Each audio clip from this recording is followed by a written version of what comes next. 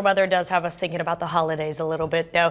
And if you're looking for a unique gift, maybe for the history buff in your life or somebody who's very proud of where they come from, the Texas General Land Office, of all things, they've got you covered. An entire library of maps that can be mounted and you can make presents out of them. It's also a fun way to learn about Texas history. So I have James Harkins here from the GLO. He drove over from Austin today and he brought a bunch of great maps with him. James, first, why does this make just a fun gift? Well, for people who love Texas history, they can sometimes be hard to buy for. It's like, you know, you don't really know what to get that person if you're not also into Texas history.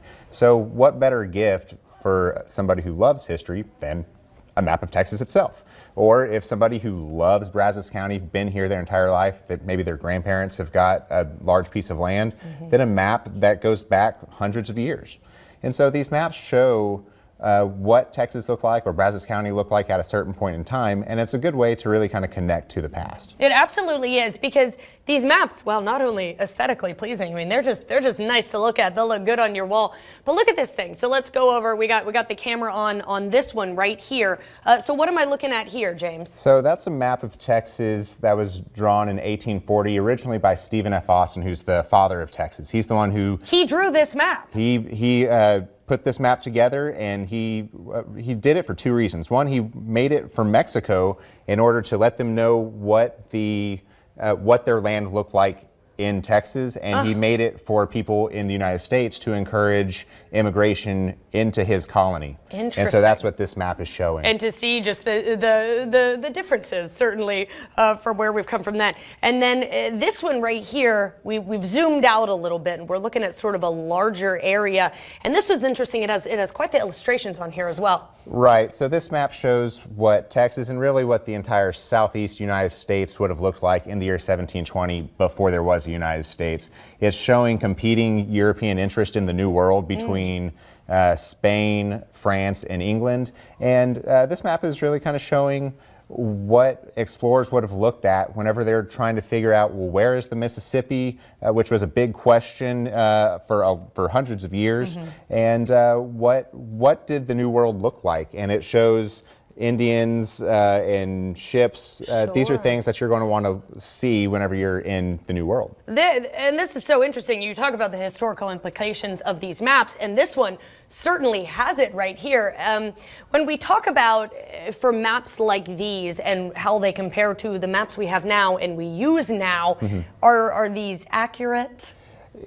Some of the older maps are surprisingly accurate. Interesting. Whenever we take a look at this Brazos County map that was made in 1867, each one of these lines represents a different land grant. Yeah. And we've had a couple projects where we'll geo-reference them, and they line up within inches, really. Really? And you can follow streams, and sometimes you'll see where a river made a turn between now and back then, and you'll be able to see it whenever you're on Google Maps and you're kind of geo-referencing this stuff. So it's not that it's an inaccurate portrayal of that river, it's just that it's changed since then.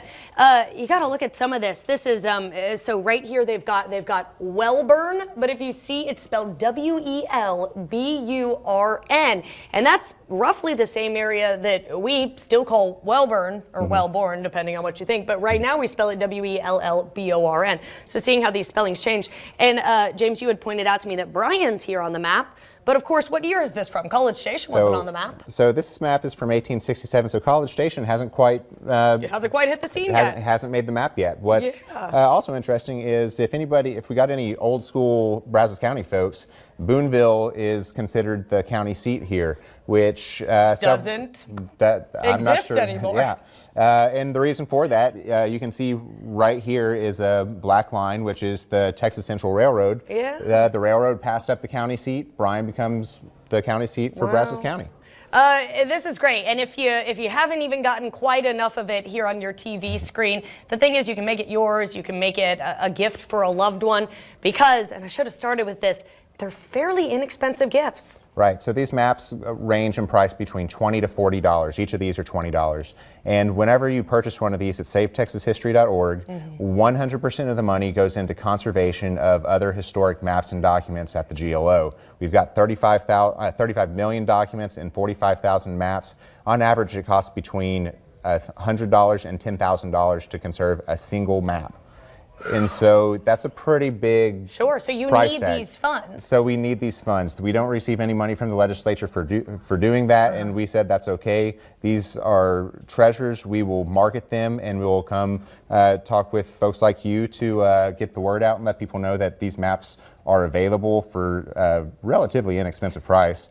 And 100% of the money goes back into conservation of historic treasures in Texas. This is incredible. So they turned down your tax dollars to do this, and then you're asking the free market to say, hey, this is important to us, this conservation is important to us, plus a really great holiday gift, a good Christmas present if you're looking for one. James Harkins from the General Land Office joining us from Austin. Thank you so much. Thank you. I wish we could keep all these. I guess $60 and I could. Appreciate you. Stick with us. We'll be right back.